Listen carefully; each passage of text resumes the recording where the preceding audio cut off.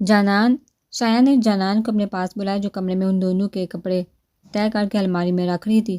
جنت والے اس واقعے کے بعد جانان نے شایان سے بات بھی نہیں کی تھی اور ابھی بھی اس کی بات کا جواب دیے بغیر ہی جانان باہر جانے کو تھی جب شایان نے اس کا ہاتھ پکڑ کر روکا۔ ناراض ہو مجھ سے جانان شاہ؟ شایان نے اس کا چہرہ بہت محبت سے ہاتھوں میں تھام کر پوچھا تو جانان پھوٹ پھوٹ کر رو دی۔ آپ اور میں اچھے ماں باپ نہیں بن پائے شایان، اس لیے معراج نے ہم دونوں کو چھوڑ کر اتنا بڑا قدم اٹھایا اور جنت کی خوشیاں آپ نے صرف اپنی انا کی وجہ سے اسے سے چھین لی۔ آپ کو نظر نہیں آتا شایان، ہماری چلبڑی سی بیٹی اب نہ تو کچھ بولتی ہے اور نہ ہی ہنستی ہے۔ جانان نے روتے ہوئے کہا تو شایان نے اسے اپنے سینے سے لگا لیا۔ تم تو خود سے بھی زیادہ مجھ پر بھروسہ کرتی تھی جانان، اب کیا ہوا پلیز؟ ابھی بھی یہی کہوں گا کہ مجھ پر بھروسہ رکھو، جو کر رہا ہوں اچھے کے لیے کر رہا ہوں۔ شایان نے اسے یقین دلانا چاہا۔ شایان آپ پلیز جنت کی شادی سالار سے کر دیں، وہ بہت پسند کرتی ہے اسے، اور شاید آپ بھول رہے ہیں کہ جانان ایک پل کو رکی اور اس نے اپنا سر جھکا لیا۔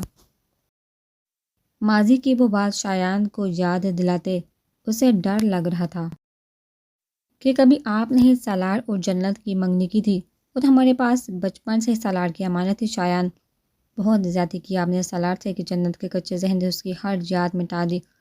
جانان کی بات پر شایان نے گہرا سانس لیا۔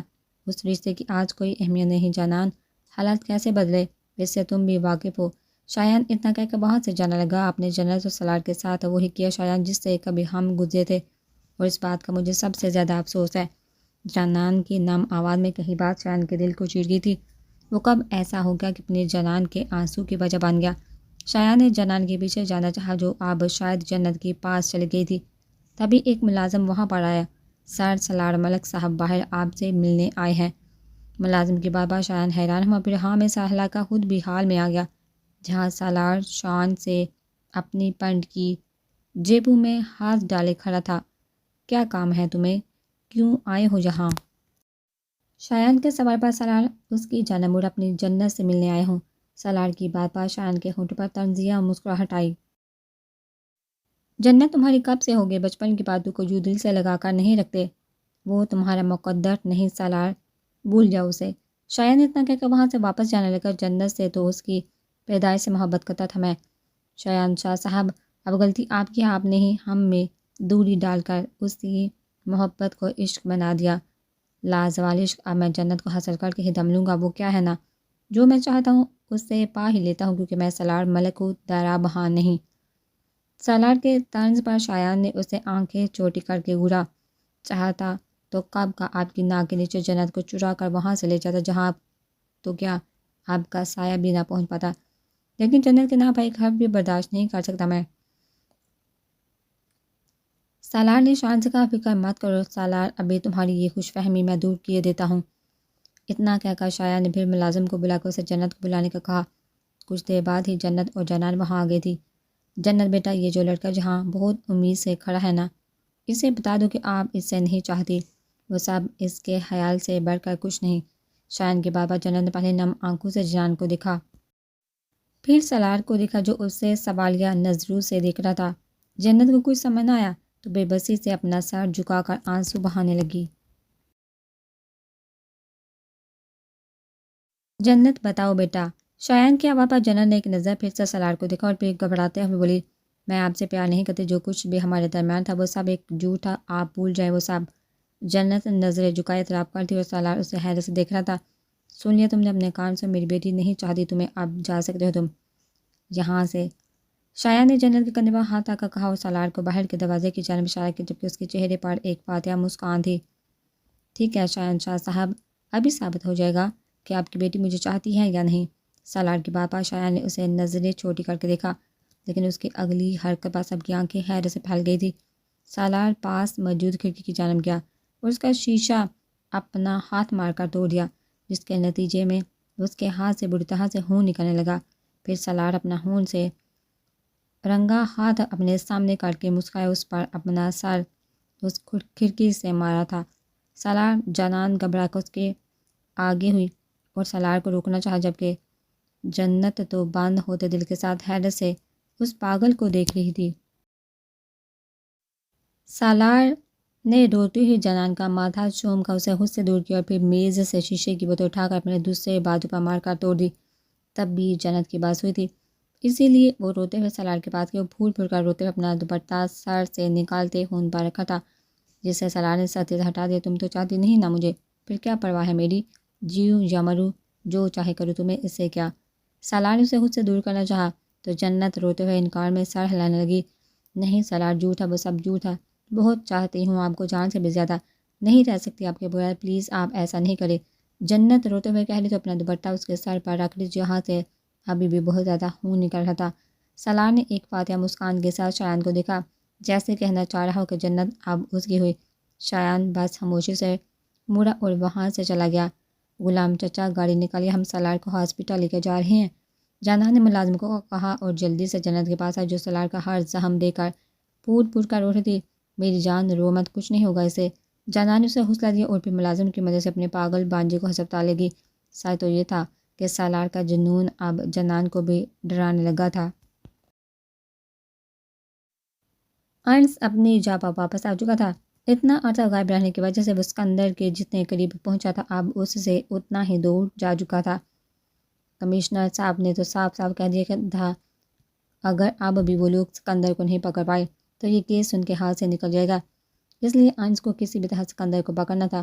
دوسری طرف اس نے سوچ لیا تھا کہ اب مناسب موقع دیکھتے ہوئے وہ اپنی بہنوں کو وعدہ کے گھر ہانیہ کو مانگنے کے لیے بھیجے گا، لیکن وہ چاہتا تھا کہ اس سے پہلے وہ ہانیہ سے اس کا جواب مانگے۔ پچھلی مرتبہ تو اس نے غصے میں آ کر ہانیہ کو اپنا حکم ہی سنایا تھا۔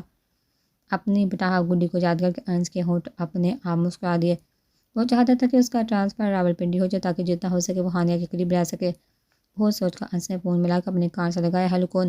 ہانیہ کی آواز پر انس مسکرا دیا۔ میں سوری، بکری سے بات کرنے کا موڈ نہیں میرا ابھی۔ ہانیہ کا اتنا سا جواب سن کر انس ہنس دیا۔ تم کبھی سیدھا جواب نہیں دے سکتی کیا؟ جب آپ جانتے ہیں کہ میں ٹیڑھی لڑکی ہوں تو مجھ سے سیدھا جواب ایکسپیکٹ کرنا بس آپ کی بیوقوفی ہے۔ ہانیہ نے اترا کر کہا، ملنا چاہتا ہوں تم سے، کب ملو گی؟ ہنس نے ہاتھ میں موجود پین کو انگلیوں میں گھماتے ہوئے پوچھا، کوئی خاص وجہ؟ سوچا کہ میری مدد کی تم نے شکریہ ادا نہیں کیا تو وہی کر دو گی تم اور میں۔ ہنس کچھ سوچ کر مسکرا دی۔ اور آپ؟ ہانیہ نے آہستہ سے پوچھا، نہ جانے وہ ہنس سے کیا پوچھنا چاہتی تھی۔ یہ ملو گی تو بتاؤں گا، اگلے ہفتے ہی آ رہا ہوں تمہارے گھر اپنی بہن کو لے کر۔ ہانیہ وادان خان، مقصد تمہیں ہانیہ انس راجپوت بنانا ہے؟ اور ہاں میں جواب ہونا چاہیے تمہارا، ورنہ انس چونکہ اسے مناسب طریقے سے پرپوز کرنے کا سوچا تھا پھر سے جذبات میں آ کر اپنا فیصلہ سنا چکا تھا، ورنہ انس اب ہانیہ کی بڑھتی سانسوں کی آواز سن سکتا تھا۔ ورنہ اٹھا کر لے جاؤں گا تمہیں، پولیس والا ہوں میڈم، انڈر اسٹیمیٹ نہ کرنا۔ انس نے مسکرا کر کہا، اب آپ زیادہ نہیں بڑھیں؟ ہانیہ نے جھنجھلا کر پوچھا، کیونکہ انس کا یوں اس پر حق جتانا اس کے دل میں تباہی مچا رہا تھا۔ 5 سال بہت ہوتے ہیں انتظار کے لیے، مس اب بندے کی بس ہو چکی ہے۔ انس نے گہرا سانس لے کر آنکھیں موندتے ہوئے کہا، ایک بات بتاؤ، آپ فوج میں اچھے تھے، پولیس میں آ کر چھچوڑے ہو گئے ہیں، ویسے بھی ہانیہ وادان خان کو پولیس والے نہیں پسند، اس لیے آپ کا کوئی چانس نہیں۔ انس ہانیہ کی آواز میں شرارت محسوس کر سکتا تھا، لیکن اس سے پہلے کہ وہ اس سے کچھ کہتا ہانیہ فون بند کر چکی تھی۔ پٹاخہ گڈی جب اختیار میں آؤ گی تب بتاؤں گا کہ چھچوڑا پانی کسے کہتے ہیں۔ انس نے خود سے کہا اور پھر اپنا دھیان ہانیہ سے ہٹا کر اپنے مشن پر لگانے لگا۔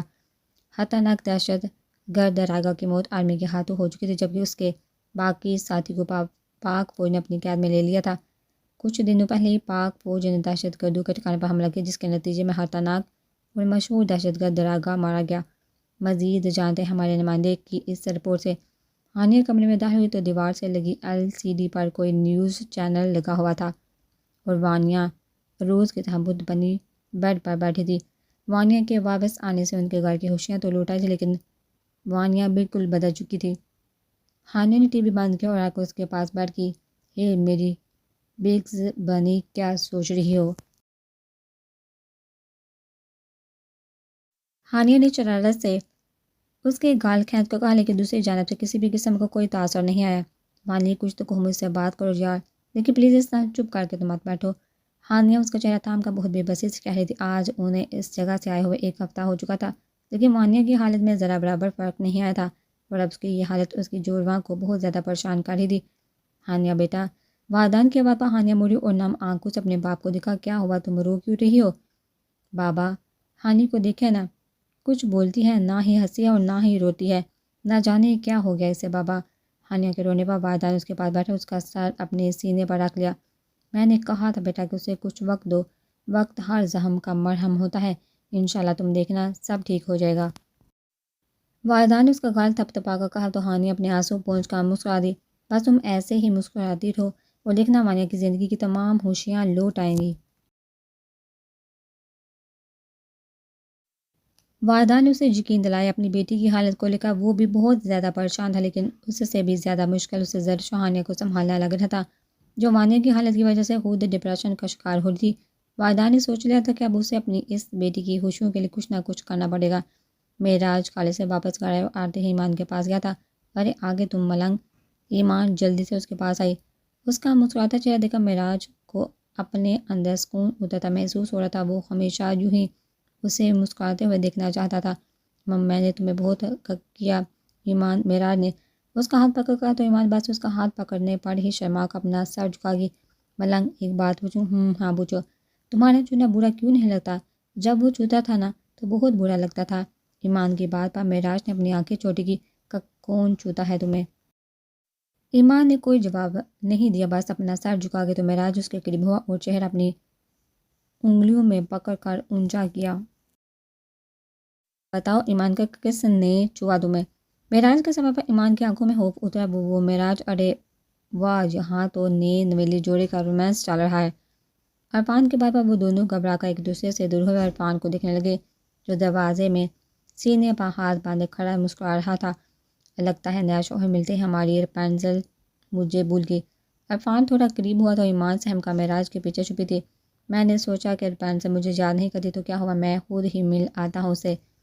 عرفان نے معراج کے پاس سے ہاتھ نکال کر ایمان کا گال چھونا چاہا تو ایمان سہم گئی۔ مت چھو مجھے، ایمان نے روتے ہوئے کہا۔ وہ اپنے ناخن بہت زور سے عرفان کے ہاتھ میں مارے جس سے عرفان کے ہاتھ پر خراش آ گئی۔ ارے لگتا ہے میرے رپنزل کو پھر سے پاگل پن کا دورہ پڑ رہا ہے۔ کوئی بات نہیں، علاج ہے نا میرے پاس۔ عرفان نے اپنی بیلٹ نکالتے ہوئے کہا تو معراج نے گھبرا کر اسے دیکھا۔ دلہے صاحب آپ ذرا باہر جائیے تاکہ میں رپنزل کو پھر سے سدھار سکوں۔ عرفان نے معراج کو کہا، لیکن وہ ایمان کے سامنے سے نہیں ہٹا تھا۔ نہیں، آپ ایمان کو کچھ نہ کہو، وہ آپ سے ایسا نہیں کرے گی۔ معراج نے گھبراتے ہوئے عرفان کو کہا، سنا نہیں تم نے ٹھیک سے، دلہے صاحب باہر جاؤ۔ عرفان بہت زیادہ سختی سے کہا تو معراج خوف سے کام کیا، جاؤ۔ عرفان کے چلانے پر معراج اپنی جگہ سے اچھلا اور باہر کی جانب چل دیا۔ ایک پل کو مڑ کر اس نے ایمان کو دیکھا جس کی آنکھوں میں بہت زیادہ خوف اور بے بسی تھی۔ جیسے وہ آنکھوں ہی آنکھوں میں معراج سے نہ جانے کی التجا کر رہی تھی۔ تو رپنزل، آپ کا سبق شروع کرتے ہیں۔ عرفان نے اپنے ہاتھ کے گرد بیلٹ لپیٹ کر کہا اور ہاتھ اٹھا کر پوری طاقت سے اس بیلٹ کو ایمان کو مارنا چاہا تو ایمان چیخ مار کر اپنی آنکھیں موند گئی۔ ایمان بیلٹ پڑنے کی آواز سن سکتی تھی، لیکن جب اسے کچھ محسوس نہ ہوا تو حیرت سے آنکھیں کھول کر معراج کو دیکھا جو اس کے سامنے آ کر اسے پڑنے والی مار خود پر لے چکا تھا۔ واو، دلہے میاں بچانا چاہتے اپنی بیوی کو تو ٹھیک ہے۔ اتنا کہہ کر عرفان نے پوری طاقت سے معراج کی کمر پر بیلٹ مارا جس سے معراج کو بس ایک جھٹکا سا لگا تھا، لیکن اس میں سے کوئی سسکی بھی نہیں نکلی تھی۔ ایمان حیرت سے نم آنکھیں کھولے معراج کی سبز آنکھوں میں دیکھ رہی تھی۔ معراج بس اس کے معصوم چہرے کو۔ عرفان نے جب معراج کو ایمان سے دور ہوتے نہ دیکھا تو پوری طاقت سے معراج کو مارنے لگا، لیکن اب معراج ایمان کی آنکھوں میں اس قدر کھو چکا تھا کہ خود کو دی جانے والی اذیت کی بھی اسے کوئی پرواہ نہ تھی۔ جب عرفان اسے مار مار کر تھک گیا تو اپنا بیلٹ غصے سے زمین پر پھینکا اور وہاں سے چلا گیا۔ ایمان اور معراج ابھی بھی بس ایک دوسرے کو ہی دیکھ رہے تھے۔ ایمان نے معراج کا مضبوط بازو دیکھا جہاں سے شرٹ پھٹ چکی تھی اور جلد نیلی پڑ رہی تھی۔ یہ دیکھا ایمان پھول پھول کر رونے لگی۔ یہ کیا کیا تم نے ملنگ؟ ایمان نے نرمی سے اس کا بازو چھوتے ہوئے پوچھا اور اس کی تکلیف محسوس کر کے مزید رونے لگی۔ میاں بیوی ایک دوسرے کا لباس ہوتے ہیں ایمان، وہ ایک دوسرے کو بچاتے ہیں۔ میں مر جاؤں گا ایمان، لیکن تمہیں کبھی کچھ نہیں ہونے دوں گا۔ معراج کی بات پر ایمان نے اپنا سر اس کے چوڑے سینے پر رکھا اور پھوٹ پھوٹ کر رو دی۔ آج 10 سالوں کے بعد کوئی ایسا آیا تھا جس نے اسے تکلیف سے بچایا تھا، کوئی ایسا جسے صحیح معنیوں میں ایمان اپنا کہہ سکتی تھی۔ سالار اپنی محبت کی فتح حاصل کر کے گھر واپس آیا تھا۔ چاہتا تو کچھ بھی کر کے اپنی جنت کو سب سے چھین لیتا اور جہاں سے بہت دور لے جاتا، لیکن وہ نہیں چاہتا تھا کہ جنت کے نام پر کوئی انگلی بھی اٹھائے۔ وہ جنت پر پوری عزت سے حق حاصل کرنا چاہتا تھا، اور آج جنت نے اسے محبت کا مان بخش کر اس کی منزل کو بہت زیادہ آسان کر دیا تھا۔ اچانک اسے سالار کا فون بجنے لگا، جسے اٹھا کر اس نے کان سے لگایا۔ ہیلو، کیسے ہو سالار ملک؟ بہت خوش ہو رہے ہوگے اپنے اس ڈرامے کے بعد۔ شایان کی آواز پر سالار مسکرائے بغیر نہ رہ سکا۔ اور آپ اپنی چھوٹی جھوٹی انا کو بینٹ چڑھتا دیکھ بہت افسردہ ہو رہے ہوں گے شایان شاہ صاحب، اور آپ کا لاڈلا بھی آپ کو ٹھکرا کر کسی اور کا ہو گیا۔ سو سیڈ شایان شاہ، جب مصیبتیں آتی ہیں تو چاروں طرف سے آتی ہیں۔ سالار نے طنز کیا۔ ارے میں کیوں افسردہ ہوں گا؟ کل نکاح ہے میری بیٹی کا، میں تو بہت خوش ہوں۔ شایان کی بات پر سالار ٹھر ٹھر کر اٹھ بیٹھا۔ یہ کیا کہہ رہے ہیں؟ ارے فکر مت کرو، تمہیں دعوت دینے کے لیے ہی بلایا ہے، میں نے ضرور آنا، تمہارے بنا سب ادھورا رہے گا، آخر جنت کے کزن ہو تم۔ شایان اتنا کہہ کر سالار کو ایک آگ میں جلتا چھوڑ خون بند کر چکا تھا۔ اب تم نے حد ختم کر دی شایان شاہ، مجھے مجبور مت کرو کہ جنت کو تم سے چھین کر لے جاؤں۔ سالار نے مٹھی میں ان کا کھا اور اپنا موبائل بہت زور سے دیوار میں مار کر توڑ دیا۔ نہیں ہوگا یہ نکاح، میں نہیں ہونے دوں گا، جنت صرف میری ہے، شایان شاہ صرف میری۔ سالار کی آواز میں بہت زیادہ جنون تھا۔ جمال، جمال! سالار کی آواز دیتے ہی جمال بھاگ کر کمرے میں آیا۔ بھائی تیار ہے نا؟ کل جمال کسی دلہے کی شادی کا دن ہی اس کی موت کا دن بنانا ہے۔ دکھا دوں گا میں شایان شاہ کو کہ کیا ہوتا ہے جب کوئی سالار ملک سے اس کی جان چھیننا چاہتا ہے۔ سالار نے غصے اور جنون سے کہا۔ اس کا جنون دیکھ کر جمال بھی گھبرا گیا۔